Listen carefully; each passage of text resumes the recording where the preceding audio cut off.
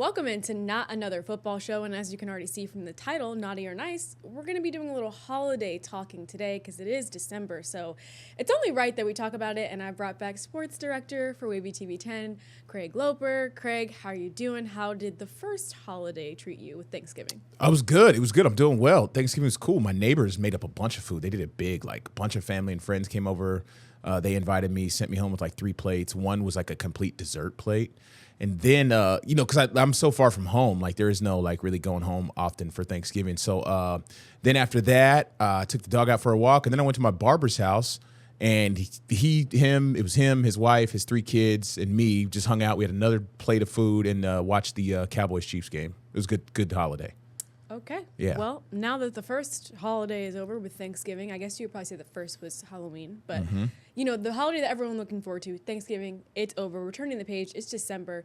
Therefore, people are starting to make their Christmas lists.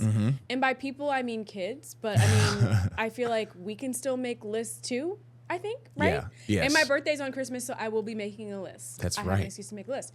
So when you're making a list, the first thing you got to know is, naughty or nice, because if you're naughty, you're not going to get as many gifts. But if you're nice, you might get everything on that list. So with that being said, I decided to spin this for the NFL. And if you're looking at all 32 teams, Craig, who is on that naughty list? Like, who is just like not good? Like you've seen enough of them this season. Yeah. And who's on that nice list where you're like, oh, I love watching this team every Sunday? Well, for the naughty list, it's like put all the bottom feeders on the list. Like the organizations right now that are in shambles are the main. What is it? It's Tennessee, it's New Orleans, it's the Cleveland Browns. I'm missing 1 or 2 in there. There's a couple. I just saw the projected draft order like earlier today, and I forgot it already. But projections like Tennessee's 1-11, New Orleans like 2-10, the Browns are 3-9. Like all the bottom feeder franchises that just can't figure it out and get out of their own way, they're all on the naughty list. They all need a major overhaul.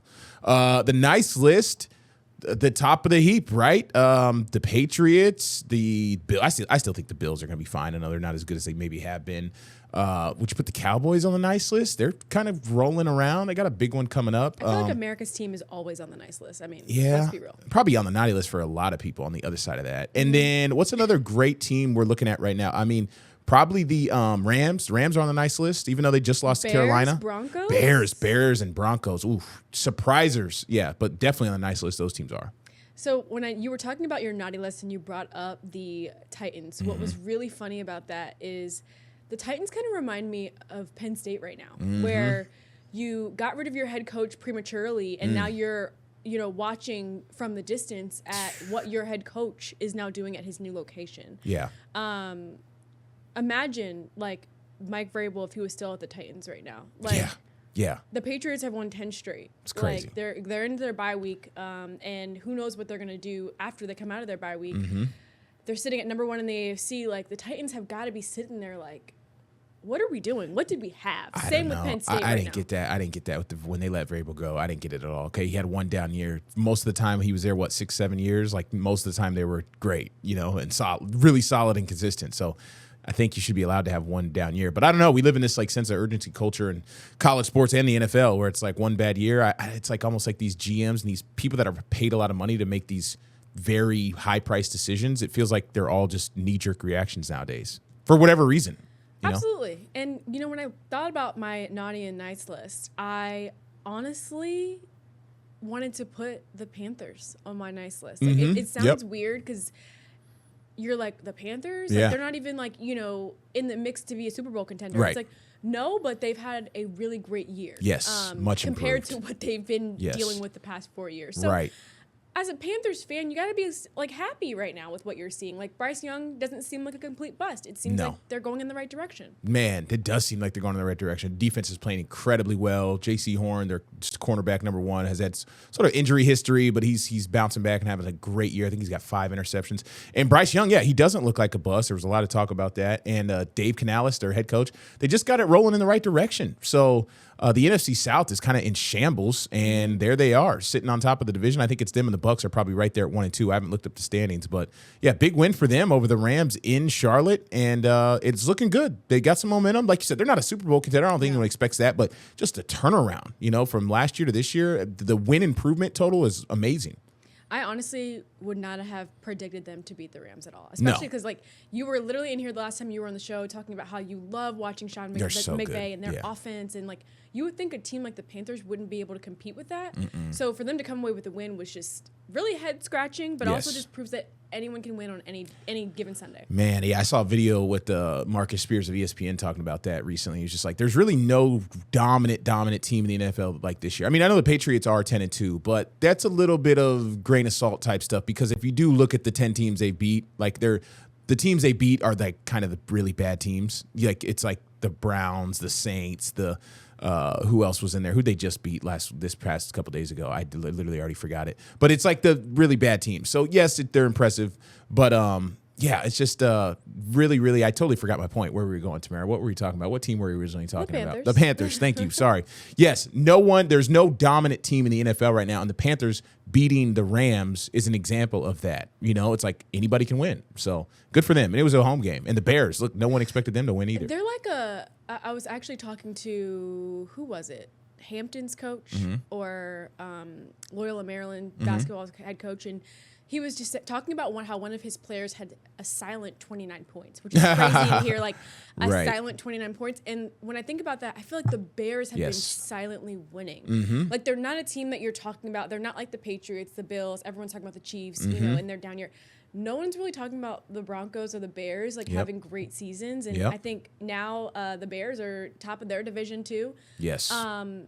Which no one's really talking about. And it's like, you know, they are on my nice list. Quietly on the nice list. They kind of remind me of that kid who, like, you never have to, like, yell at them to do their homework. You never have to tell them to do their chores. Like, they're just always doing the right thing. You never really have to say anything to them. That's the Bears for me. Yeah, I mean, they got a little more recognition this past week beating the Eagles, so good for them. But you're right. It has kind of like, I don't want to say flown on the radar because it is the NFL. There's only 32 teams, so fair share of these teams get some spotlight. But yes, no, they're not nearly as talked about at a national level than all the other sexy teams that people like to talk about. The Chiefs, the Cowboys, the Bills, the Patriots are on that list. You know, name another team out there. So the Rams maybe the Rams are on that list. I don't know. But yes, the Bears, Ben Johnson, wow, year one. How impressive.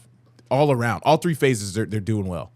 Craig, you brought up somebody that should have been on the naughty list. Oh. The Eagles. What's going on? What's going on? Like, at the beginning of this season, I think you would have automatically, like, had them on the nice list. No doubt. As of late, I don't know what's going on. Yeah. Honestly, the Cowboys beating them, scoring 21 in the fourth quarter or something around there? Yeah, they came back. They were down 21-0. They scored all those points. It's like, what's going on? There is some friction, to say the least. That's what's going on. The Eagles, they are trying to keep it together. I don't want to say it's falling apart at the seams because I think the culture that is built up is better than that. It's not just like all falling apart like that bad.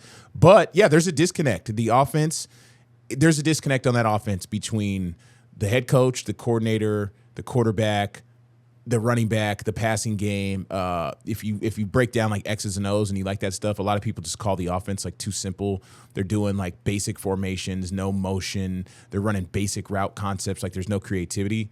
So speaking to a couple Eagles friends of mine, like they're fed up with the OC, and he was an in-house guy. They brought him in after their previous Kellen Moore. Kellen Moore took the Saints head coaching job, so this was an in-house guy, and it's just not working out. So there's a disconnect, and the Philly media is loud. The national media likes to talk about Philly, and you know what's funny about the Philly players is like, I don't want to say they feed into it, but it doesn't help when like A.J. Brown's holding dramatic press conferences at his locker every week, and then Jalen has a philosophical quote about why the offense is struggling. It's easy to like make fun of and poke fun of from a distance, along with the results on the field not working out. Well, the NFL is, entertainment. This is entertainment. That's a fact. Like, it's a business. It's an entertainment business, and we're here to enjoy all the drama. There's been so much drama, I feel like. So much. We could get into a whole lot of things, especially with this naughty and nice list, but it's time to move on. We've got to get to a commercial so we can get to our next segment. Stay tuned. We have more after the break. And we're back on Not Another Football Show. And this segment, it's a fun one. I hope Craig loves shopping. Otherwise, I'm going to have to make him go shopping, kind of like when husbands are made to go shopping with their wives and they don't really want to do that. They want to be sitting at home watching TV. So, Craig, I hope you like shopping because last-minute shopping sprees, I feel like that's like what guys do all the time. Like, we're just passing, Cyber Monday, all the Black Friday deals, all the holiday deals. They were going all week long. Yeah. But guys always wait till the last minute to get their shopping lists done. Right. Or let me not stereotype. Yeah. Did you get your shopping done for Christmas? So you know what's funny? You see when guys do that? Yeah, no. That means no. So the answer is no. But the reason for that is I've been doing a lot of shopping. I did a lot of stuff in the weeks leading up to Black Friday. And when I say shopping, I mean just getting stuff from my house. My house, I'm still trying to like get comfortable and fill it in. Okay. So I bought like a fair amount of stuff in the weeks leading up to Black Friday for my house specifically. And I actually, speaking of shopping, I literally just got a package delivered at my garage door right when I came into work today. So that's like another thing. So I don't have anything hyper like specific I'm looking for during, the holiday season. I'm going home January 14th. I just booked a flight home. So should I get gifts? Should I bring gifts 2 weeks after Christmas? I don't know. So it's somewhat not really last minute. I've been doing so much shopping up until Black Friday. I don't really need to shop for anything right now. Okay. So we did get the Target gift card though at work the other day. I do want to go to Target this weekend and get a gift, spend a gift card. Okay, so you've been proactive. I've been proactive. You've been proactive. Yeah. So I just house stuff. I won't hound you. But no gifts. Like, okay. I don't know. Do I consider the house stuff I buy a gift for myself? Somewhat, I guess. Okay. Just trying to fill it in. Well, we're going to do some last minute shopping in the NFL. And by that, I mean, who has a chance to sneak into the playoffs last minute? Who's in the hunt right now? Man. Who can get some last minute wins to slide in there and take someone else's spot? Initially I was thinking maybe the Ravens, just because they started off 1-5 and then they won 5 straight. Yeah, and then they up just until lost. that game against the Bengals, which I won't fault them because they probably weren't prepared to see Joe Burrow back. Yeah, they probably weren't prepared for that. Yeah, so I won't fault them for that. It was a Thursday. It was a short week too. Yeah. The holidays. Actually, I think Lamar Jackson said he did not enjoy playing on Thanksgiving anyway. Oh, really? So I think there's still hope for the Ravens, or at least I still have hope for the Ravens, just because I would love to see Lamar Jackson have the opportunity to win a Super Bowl. Mm-hmm. I don't know if that's this year, but I think that if there's a team that can sneak in last minute, maybe the Ravens. What about you? I think it's got to be Dallas. I think it's Dallas. Man, they were a slow start, and then all of a sudden they turn a corner, and now here they come, and the offense is humming. The defense looks much improved, and dramatics, effect. You want to see the Cowboys in the playoffs make a run because they're a big brand in the league, and if they get into the wild card, like who knows what happens?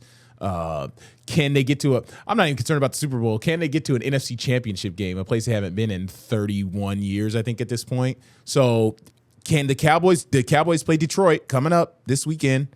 And that basically game is a huge one for playoff contention because Detroit's kind of slipping right now. So Dallas and Detroit, if Dallas can get in, that would be a late push.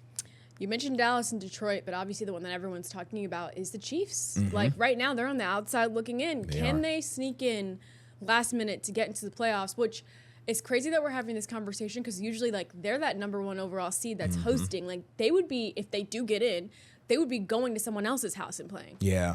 I don't know. I think I don't want to say the whole window has closed on the Chiefs dynasty. I think this year's window is closed because they were living on the edge last year with all those one-score games. They've been living on the edge this year.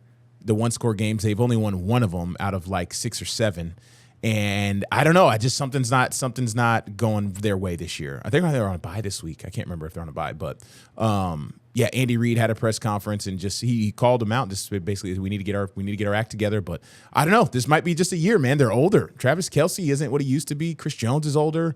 Mahomes is obviously still great, but there's I think a lack of identity with this team, and they're gonna have to figure it out. But I don't see them making a push at all.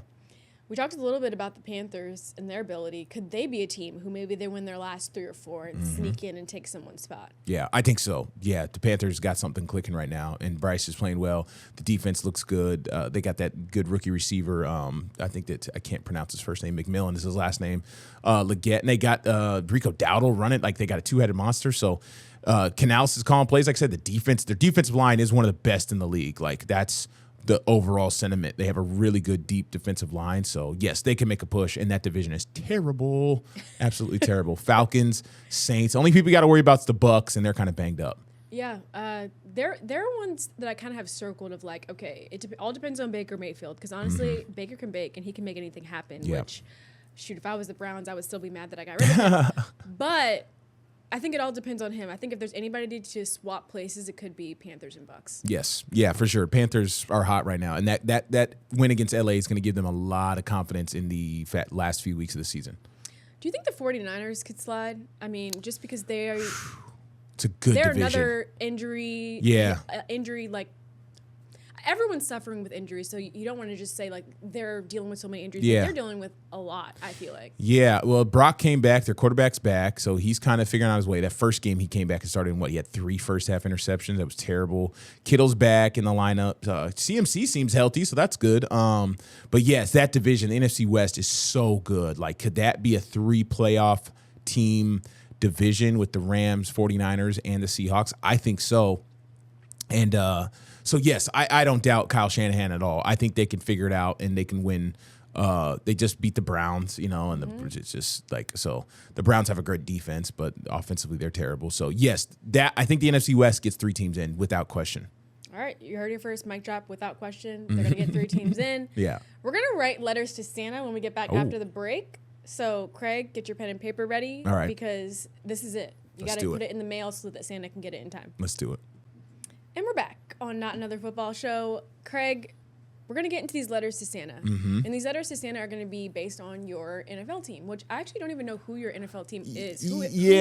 I'm not really a loyal fan. I did live in Louisiana for almost 5 years, and I covered the Saints for basically 5 seasons. So I have a place in my heart for the Saints. I'm not like a hardcore fan by any means, but like my years covering the Saints was a great run. They had a great run. So it was really fun. Growing up in the Pacific Northwest, I also have a spot in my heart for Seattle. Seattle was closest to my hometown. But I tell Parsons this all the time in sports stuff. It's like, I didn't grow up like a major NFL fan. I was a college football kid. Like, we had the University of Oregon, and like everything revolved around Oregon and USC and Oregon State and Stanford and Arizona like I was a West Coast college football kid. But NFL wise, the Saints have a spot in my heart, and the Seahawks do. All right, so you might be able to pull an audible on this. I can go first, and I'll let you think. Okay. So for me, as a Steelers fan, dear Santa, I need a good quarterback. I feel like since Big Ben, you've kind of just been recycling guys. Like, obviously, they've had their opportunity with the draft. It hasn't worked out. They've, tried Russell Wilson. They've tried Justin Fields. Now they're trying Aaron Rodgers. So, like, I get, like, you're trying to get these veterans in here and like, hold you over until you can get the guy. But, like, they've had opportunities to get the guy, and it hasn't worked out. And now I'm like, okay, I need a quarterback. Because while they've had winning seasons every year and they might, get in the playoffs, they lose the first game in the playoffs. Yep. Or they have a winning season, and then don't make the playoffs because they're, right there on the edge with the million other teams. Like we've talked about, there's so many teams in the hunt.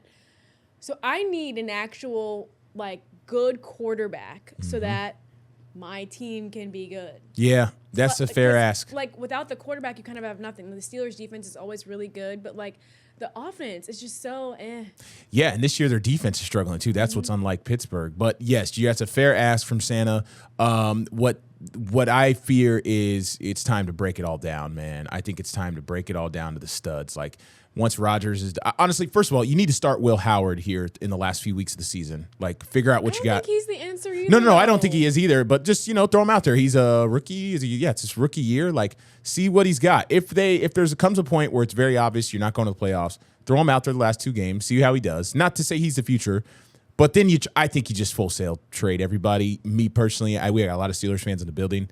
I think you and Tomlin part ways. You got to. I think it's just time. I do. That's not a shock. People are talking about that. Don't act like you've never heard that before. But they say this every year, though. They've been saying it the last 3-4 years. They say this every year. This year feels more real, though. I don't know. I could be totally wrong. I did see Big Ben on a podcast this week talking about how he would be a good fit at Penn State. I saw and I'm that. like, I disagree entirely with that statement. He's not a college coach. Well, and I think, at this age, like, the recruiting, like, recruiting is who wants to deal with that? Nobody. Get a young coach. Nobody. Yeah, Mike Tomlin. He's already had a comment about college football in the past few years, like years ago, when they brought his name up. You remember when they brought his name up for the USC job? Never say never, but never. There's not a booster with a big enough check. Facts. I was like, at least the man is sure he's not coaching college ball, but no. Trade TJ Watt. No. Like, Get rid of it. I would probably need a funeral if that happened. Trade him. Like, Cam Hayward needs to retire. He's old.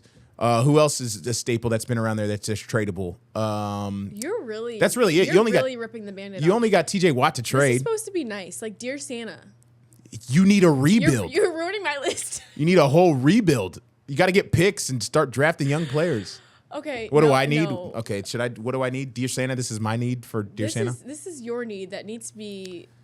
It needs to be something that I can rip apart because you destroyed my Christmas list. I'm sorry. To The Santa. Steelers, there's so many Steelers fans in here, and I think you guys are great fans, but like it's like you guys are not what you used to be, and you need to accept that. Like you need to live in that reality. Like we know there were Super Bowls and AFC titles and stuff like 10 years ago, but this is not the Steelers of old, man. So it's just it's frustrating because I do like them. Then they're a staple franchise, and I love Mike Tomlin, but it's bad time for y'all. All right, enough. Your list. What do I right need? now. I need. Let me think about that. I need. I need. Who can I? Ooh, what team am I thinking about here? I keep coming back to the Cowboys. I don't know why, but I do need the Dallas Cowboys to make a run and like do something special with this season to like prove the doubters wrong. Obviously, they had the emotional, the player pass, earlier a few weeks ago. Their emotional season. Schottenheimer, his first year, seems to be going viral every week after his post-game speeches for his locker room. So I need the Cowboys to make a run and get in gear. And honestly, I think since I root for chaos, I like the idea of like Jerry Jones being proven right for the Micah trade. Like, look, we got Quinnen. Oh, we got Kenny Clark. We got all these picks. Like, I need the Cowboys to shut everybody up because remember how everyone was saying how terrible of a trade it was? Well, what if it was I'm good? included in that, everybody. What if it was a good trade and like I don't think it was. What if they go to the NFC title game? You can't say it was a bad trade. You can't.